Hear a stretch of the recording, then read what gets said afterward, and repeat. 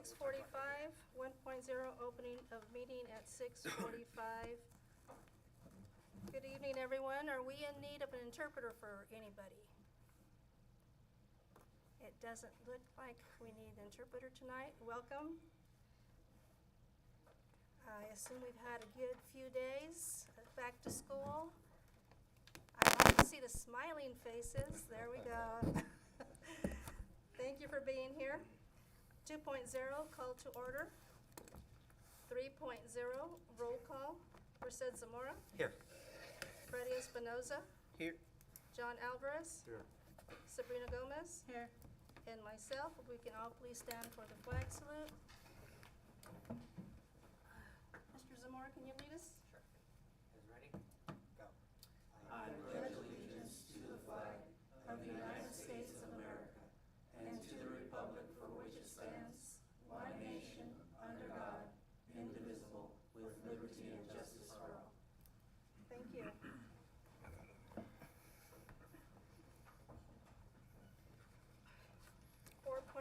Adoption of agenda. 4.1, adoption of the agenda is requested, removing 13.2.6 and 13.2.7. Motion.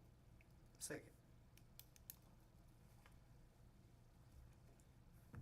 We have a motion by John Alvarez, second by Merced Zamora. Is that correct? Yes. Yes.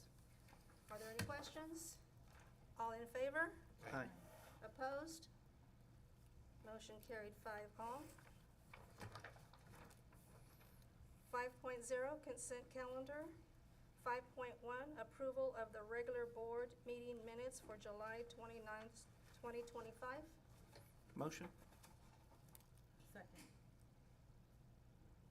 We have a motion by Freddie Espinoza, second by Sabrina Gomez. Are there any questions? All in favor? Aye. Opposed? Motion carried 5-all. 5.2, approval of released warrants dated July 31st, 2025 in the amount of $429,744.37. Motion. Second. We have a motion by John Alvarez, second by Merced Zamora. Is that correct? Yes. Are there any questions? All in favor? Aye. Opposed? Motion carried 5-all. 6.0, awards presentations. 6.1, report on MTSS conference. Yes, school board, we have Mr. Chris Juarez. Welcome, Mr. Juarez. Good to see you.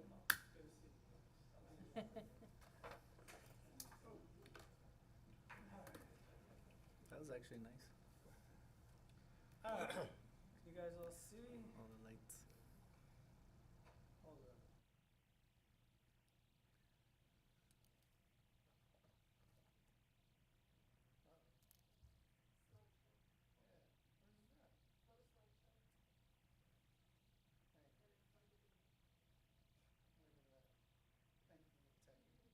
All right, so this is our update from the conference we attended in Anaheim, California. This was MTSS.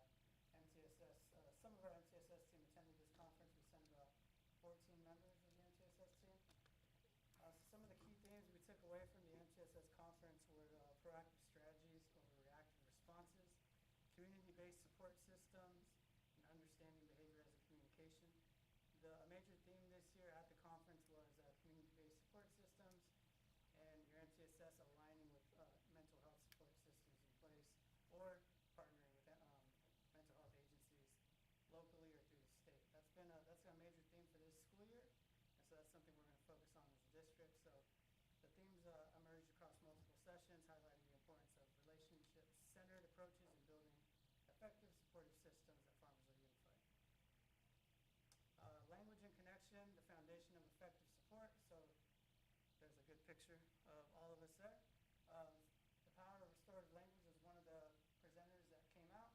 So several of the presenters emphasize on how authoritative language often damages relationships and produces little behavioral change. So meaning just because you yell at a kid doesn't mean it's going to work. It might actually hinder it. So they put a huge emphasis on that in a couple of the early morning sessions instead schools that implement restorative practices, which we're very big on. Our counseling department is implementing restorative practices across the board. It's shown to build stronger student-staff connections, more effective peer mediation, accountability with respect and empathy, and reduce disciplinary incidents. So we do have a program that we purchased called Calvin, which every school site has, and that's going to be our survey platform. So all of our counselors are going to be doing a climate and culture survey before the month's over to get a good understanding of where our students are currently at, how they're feeling at school. Do they feel connected to an adult? Do they feel safe? Do they like the food? What don't they like about the school site? We're just trying to get to understand how to reach our youth, how to support them. And Calvin is a pretty unique program because even our kinder grade level, it's accessible to them as well. So we're really trying to target that early age up to our 12th graders because we want to know how we can support our students throughout their time here at Farmersville Unified. So integrating mental health across all tiers, that was another piece we were talking about during this conference. So as you guys can probably see, it's a little small.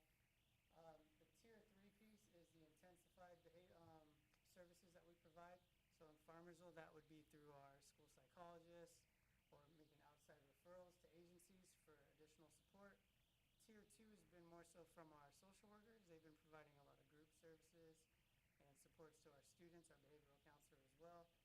And then tier 1 has been our school counselors. They're providing that direct service, that tier 1 instruction going into the classrooms, at the secondary level, working with our students, ensuring that they're on track to graduate, making sure that concurrent enrollment's up to date, making sure our students are going to be successful after Farmersville Unified.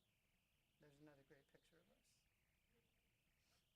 And so some behavioral supports moving beyond planned ignoring. So this was one training that we went to. It's called Planned Ignoring. It's match the interventions to the behavioral function, understand behavior change is gradual, and focus on one behavior at a time. Oh, sorry. We've purchased a program called Beyond SST. So every intervention for our students on SSTs, 504s are going to be in that platform. Our staff have been trained on it, so they're going to be able to track intervention starting when the student goes into an initial SST. So if a student goes into an SST at Hester and then they're still they're showing growth, but it's not to where we need it, and then they move on to Freedom, that will all be in the platform. So every intervention that has been given to the student will be tracked in that platform. Elementary insights. So this was written by a couple of our elementary team members. Intensified supports unlocked. The team found valuable tools for designing and implementing Tier 2 and Tier 3 supports within the MTSS and PBIS framework, including counseling-based interventions, functional-based assessment behavior plans, person-centered strategies for complex needs. And then a big one that came up was the mental health crisis support. So there is a program called SOS, which is Signs of Suicide. It's used largely throughout the state of California. We are discussing with them right now how this would look to support Farmersville Unified. This would be for only grades 6 through 12 because of the intensity of the program. I've used it in the past. It is actually a really good program and helps support our students. And then language of behavior framework, using positive supportive language to guide better student choices. So basically having a connection with kids. Talk to them before you start to implement any type of discipline or think services they might need. Get to know them first because maybe they just might need that connective piece at the school setting.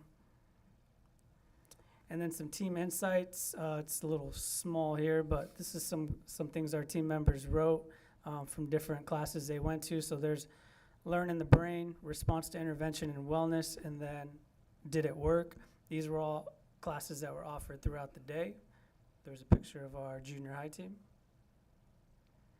And then additional session highlights, let them speak, then act, trauma-informed approaches, and thriving schools, thriving minds. Like I said, one of the main focuses of this conference is connecting with your students, building a relationship with them. And we did have conversations with plenty of other districts from all throughout the country, and we all got the same content, was just build that connection on the Tier 1 piece, and then focus on your Tier 2 settings as well. So someone wrote here, sessions were a reminder on how to be better, to help others be better. The power of feedback and meaningful connections between educators and students cannot be overstated. And then from our secondary perspective, the youth-driven mental health awareness, that is a new initiative that's come out through the state of California. We'll be getting curriculum on that piece to support our 9 through 12 setting. And then supporting diverse learners. We went over CTE and pathways, and there was an adult school focus at the conference as well. And then moving forward, we're going to continue to build upon our inclusive practices, continue to use data-driven support systems such as ARIES, such as Beyond SST, and then a new system that we're putting into place next week is called COST, which is our coordination of service team here at the district office. Next week, we'll have a handful of our service providers out here, and we'll be making referrals for those students that need those most intensive services, and for the families as well. Any questions? Down at the end, any questions? No? I have a question, or maybe Mr. Mendez, can we get a copy of that? Yeah. Chris, can we That'd be make great. sure we forward a copy to Mr. Sure. To Mr. Yeah. Ochoa, and then for Mr. Ochoa to. Yeah, no problem. That'd be cool. Appreciate it. Sounds good. No questions, thank you. Okay. Thank you. It looks like it was very informative for you all. There's no reason, or is there any reason why this can't be totally implemented the way they want it? No, there's no reason. We have supports in place. I think it's just continuing to meet and then building the system. We have some good spots right now. We just got to keep building on them. Okay. As we all know, sometimes, we see these great things, but if we're missing a piece, it doesn't bring it together. So that's why we need to make sure that we have all the pieces of the COD to make it go forward. So thank you very much, and Gotcha. everyone that attended. Gotcha. Yeah, All right. thank you, Mr. Juarez.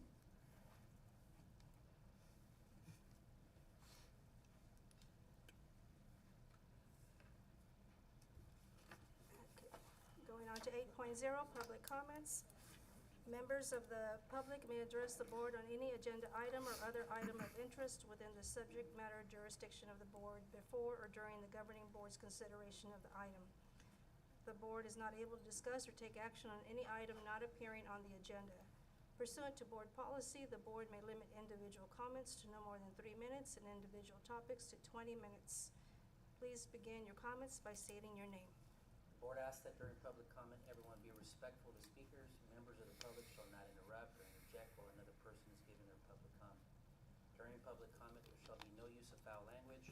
Should a member of the public have a concern about a specific employee, we ask that you direct those concerns to myself after this meeting so that the concerns can be handled through the proper procedures. Please do not use employee or student names during public comments.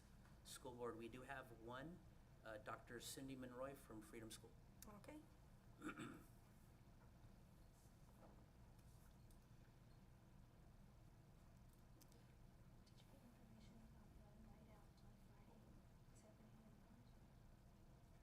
Good evening, board members, colleagues, and staff. I just wanted to take the time as the year kicks off to just show gratitude for the support last year as we began building our systems and programs. So I just want to say thank you for the support. As you recall, in May, I did a brief presentation of all of the updates, the involvement of stakeholders across the year last year with students, staff, community. And so one of those pieces is now coming to life. As you walk onto campus, the PBIS programs and systems are being mounted and are being reflected on campus to support positive behavior systems, alongside with our new positive behavior expectations and norms and the logo that our ASB students worked on last year. So I want to show gratitude and support, gratitude for the support that you provided the students, and as we continue to evolve that program. And then also give you an update that we will be applying for the Schools to Watch program on the PLC process that our teachers and staff are developing at our site, alongside the support that Mr. Juarez's team for MTSS is providing, and Mr. Ochoa with curriculum instruction and assessment. So again, thank you so much for the support. I know, Mr. Alvarez, you support our ASB program in and out, so we appreciate that. and let's have a great year. I'd like to see you all join us at Back to School Night on August 19th at 5 p.m. here at Freedom. Thank you. Thank you Thank very you, Dr. much. McKinnon. Any other? No more from the public. Let me just mention that Friday, they're having the, what's it called, Friday night out or something like that. The city police department is going to be at the Little Church Museum, beginning from 5 to 8, open to the public. So if any of your children are talking about it, that's what it is. It's a night out. And they'll have music and vendors and all sorts of things there. Perfect. Thank So you. this is this Friday This Friday, at the Little Church, Little White Church, yes, on Front Street and Farmersville Boulevard, correct. right? All right, so my turn? Your turn, Mr. All right, good Mendes. evening, everybody here that's present and those that are out in digital land. I want to thank everybody for your efforts, everything that was done to guarantee that our students had the best first day back to school. A lot of different changes. We've talked about it from the welcome back and every other PD and meeting that we've had since then. K-3 schools, 7-8 alignment, and just the welcome back from students that are transitioning from school to school. So I want to thank everybody. It took the whole city of Farmersville and all of our constituents at every single site to make it happen.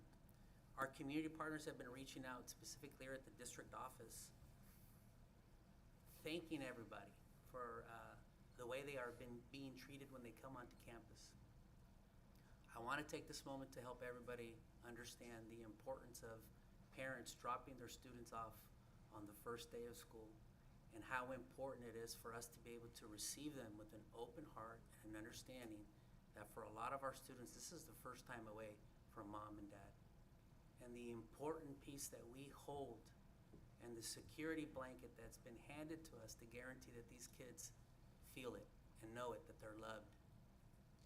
This goes from our amazing bus drivers, our custodians, our secretaries, our attendance clerks, our teachers, you name it, our administrators, each and every single one of them, our school board members, and our volunteers that are out there guaranteeing the kids have a fantastic time. Let's continue to nurture these relationships. Let's take the time that is necessary to guarantee that every single student and every single family feels welcome to our Farmersville Empire. That is it. It's our Farmersville Empire. So I urge and nudge and invite you to continue with what we have here in Farmersville. There are great things that are happening. Dr. Monroy talked about back to school nights. There are a lot of things that happened before that back to school night, so I'm going to talk a little bit about those things. We had first flights, we had orientations at sites, we had so much work that was done previously before that first day that we really haven't talked about or mentioned. Schools and teachers and teams preparing at home with their own time so that these kids, our kids, not these kids, our kids had a good first time. So I'm gonna walk through a bit of a list, so please stick with me. Okay, our school sites have been hosting wonderful opportunities for families to engage, which we have, and I talked about first flights and orientations, but K-3 schools had their back to school night this Wednesday, August 6th. What a successful time. A lot of us went from site to site and they piggybacked upon each other. But you could tell that there was amazing communication by both administrators to guarantee that parents that still are sharing students because of dual language had that time. We had teachers high-fiving kids. We had other teachers that weren't necessarily at that site. They're supporting students, looking at maps, guaranteeing that they had a fantastic welcome back to school night. Freedom School welcomed their 4th and 6th graders in a meet and greet last week, which was amazing. Initially, it was the focus on 4th graders. Again, that transition from elementary into quasi-middle school is huge, okay? And so that was beautiful to see that the 4th graders took a little bit of that initiative from themselves and walking their parents around. And then the welcome back that the administrators all did, specifically Dr. Monroy at Freedom. That was August 9th, and then DCA will host theirs on August 20th from 5 to 6:30. Farmersville High School will host theirs August 25th from 6 to 7:30, and Farmersville Junior High will host theirs August 28th from 5:30 to 7. Our Farmersville Empire is growing, and we are doing great things. It's not just a line, okay? We tell the story every day. We show up every day and together we're doing some great things. So I urge you to continue doing your thing. For all those that are listening and those that are present, we are truly blessed to have you working at Farmersville. And let's continue doing the great things Farmersville up. Thank you, Mr. Mendez. 12.0 curriculum. 12.1 ratification, renew 2025-2026 Tulare County Office of Education Special Friends Program Agency Agreement. Motion? Second. We have a motion by Freddie Espinoza, second by John Alvarez. Is that correct? Yes. Correct. Are there any questions? All in favor? Aye. Opposed? Motion carried 5-0. 12.2, approval of Edmonton Calvert / Apex. Motion? Second. We have a motion by John Alvarez, second by Merced Zamora. Is that correct? Yes. Are there any questions? All in favor? Aye. Opposed? Motion carried 5-0. 12.3, approval of 2025-2026 Tulare County Office of Education lease agreement. Motion? Second? Motion by John Alvarez, second by Freddie Espinoza. Is that correct? Correct. Are there any questions? All in favor? Aye. Opposed? Motion carried 5-0. 13.0. 13.1, approval of certificated personnel, item 13.1.1 through item 13.1.7. Motion? Second. We have a motion by Freddie Espinoza, second by Merced Zamora. Is that correct? Correct. Are there any questions? All in favor? Aye. Opposed? Motion carried 5-0. 13.2, approval of classified personnel, item 13.2.1 through item 13.2.5 and 13.2.8. Second. We have a motion by Sabrina Gomez, second by Merced Zamora. Is that correct? Correct. Are there any questions? All in favor? Aye. Opposed? Motion carried 5-0. 13.3, approval of extracurricular activities / coaching personnel, item 13.3.1 through item 13.3.4. Motion?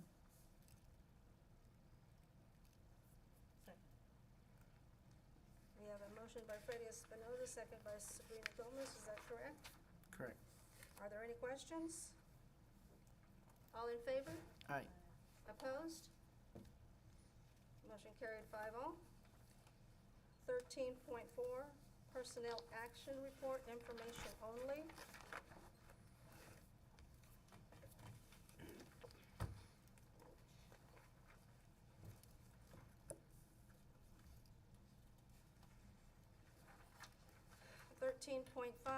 Approval of student teaching and practicum agreement 2025-2026, National University.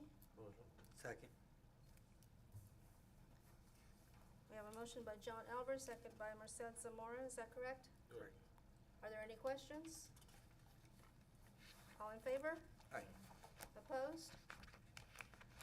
Motion carried 5-0. 13.6, approval of memorandum of understanding, president release time, Farmersville Teachers Association. Motion? Second. We have a motion by John Alvarez, second by Merced Zamora. Is that correct? Correct. Are there any questions? All in favor? Aye. Opposed? Motion carried 5-0. 14.0, board business. 14.1, consideration of any item any member of the board wishes to have on a future agenda or provide a written update. Mr. Zamora? None at this time. Mr. Espinoza? Alvarez? Yes, I'd like to move forward with the bond, the Ag Center, and the cafeteria or student lounge with possibly planning or architect or something like that, if we could bring it back. I know we have put out for different architects, and move forward with that if we can.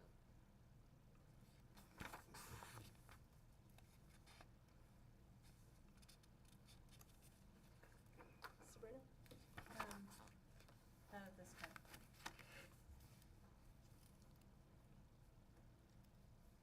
Okay,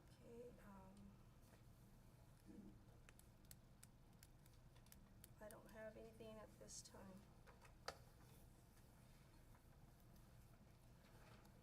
Okay, 16.0, other business. 16.1, approval of field trip guide.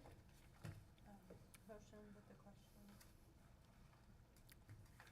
Second. Do I have a second? Second. We have a motion by Sabrina Gomez with a question, second by Mr. John Alvarez. Yes. Can you explain this? Sure. Is it just a list of all the trips that we want to take or are taking? That's a fantastic question. This is a guide that we've had in the past. Even myself as a student, not as a student, excuse me, as a teacher and as an administrator, we used to fall back on this guide because it was board approved. Those were, and then the thing that's very special about this guide is that we've taken the data, the last 2 years, the field trips that have already been board approved by the school board are on here. One thing that we added, well, I shouldn't say I, Mrs. Rosemary De Leon and her team made sure that they went through every single board transmittal that has already been board approved. But we also added what our extended learning opportunity programs, the field trips that they're also going to. So by approving this field trip guide, it gives our administrators the ability to check to see if something has already been board approved. If it is something that is new to this list and it's not in here, they will have to present a board transmittal for it to be board approved. Also, if it is an overnight trip, which we've had in the past, it will still have to be presented to the school board for board approval. Just adds the extra liabilities. Nothing changes when it comes to guaranteeing that our students are being fed. They still have processes at their sites. They still have to meet with their teams. They still have to get permission slips. They still have to go A through Z to guarantee that our students are safe and that our staff members are safe on the field trips. All this does is puts every single field trip for the last 2 years in one area for our administrators or directors or coordinators to be able to look through. It's a menu. Okay. So if they decide we want to take a trip to one of these, does it still come through us or they just schedule it on their? Once it's approved, what it does is it minimizes the transmittals that do come through. Okay. How do we know?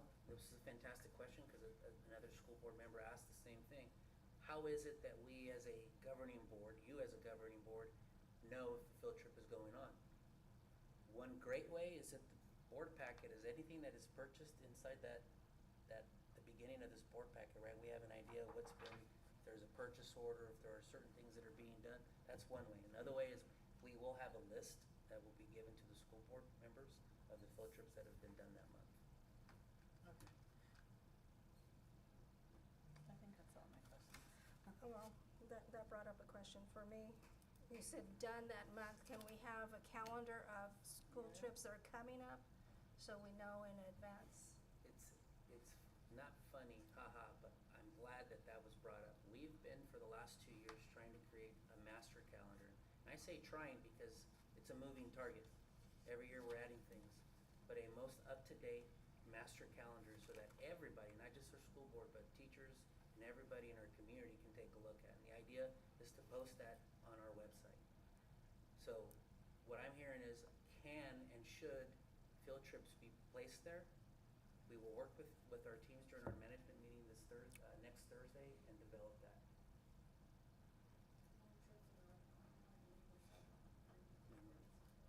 Yeah, I I just think, that we would all feel more comfortable knowing what's happening instead of something coming up and we didn't look at the warrants to see what was paid, but which doesn't really give us a date. It just, we're paying for this and that's it. So, yes, if it's going to go on some kind of calendar, I don't know if it's necessary that all of Farmersville know where these children are going, but at least admin and board are aware so that we can answer any questions if needed. I will definitely coordinate with Yeah. our team members or principals at each site to guarantee that there is a calendar created. Yeah, maybe to add to that, it could be like information only and just still on the board packet, and we could just look at it and then that way we have it here. Whichever is easiest, right, as long as we have that information. Does everybody feel that way? Yeah, so what we're doing now is we're approving everything. So all they're Everything. gonna do is give us a list of information, that's what it's gonna be. Yeah, Mhm. that's what we're voting on. Understand? We're approving all but we don't know the dates. Exactly. So that's why we want to know. Okay, yeah. Yeah, we're approving of sites that they can Yes. visit. Yeah, and dates will come thereafter. Okay, so, Sabrina, you staying with your motion? Yes. And, John, the second? Yep. Okay, we have a motion and a second. Are there any other questions? All in favor? Aye. Opposed? Motion carried 5-0.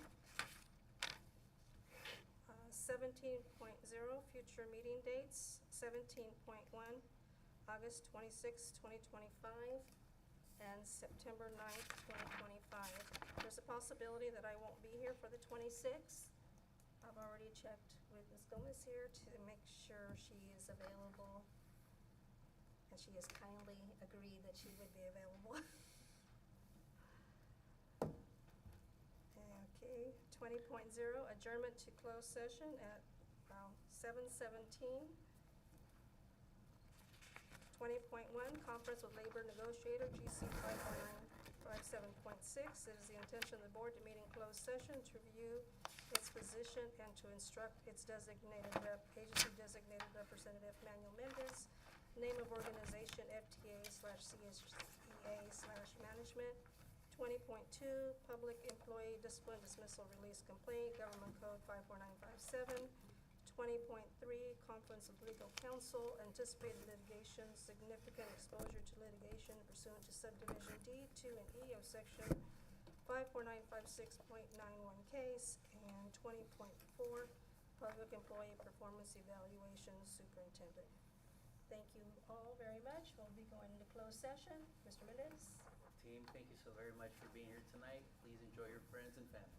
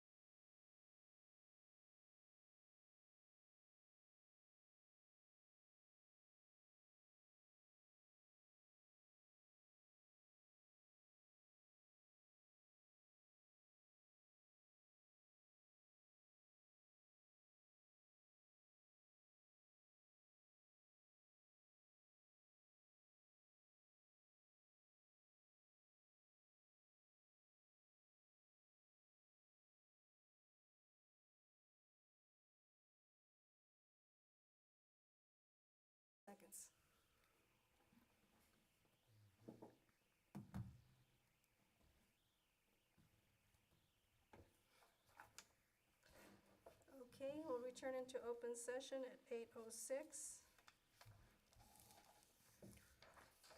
21.0, action taken on closed session items.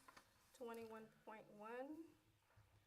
conference with labor negotiator GC 54957.6. It is the intention of the board to meet in closed session to review its position and to instruct its designated rep agency designated Representative Manuel Mendez, name of organization FTA/CSEA/management, no action taken. 21.2, public employee discipline dismissal release complaint, Government Code 54957, no action taken.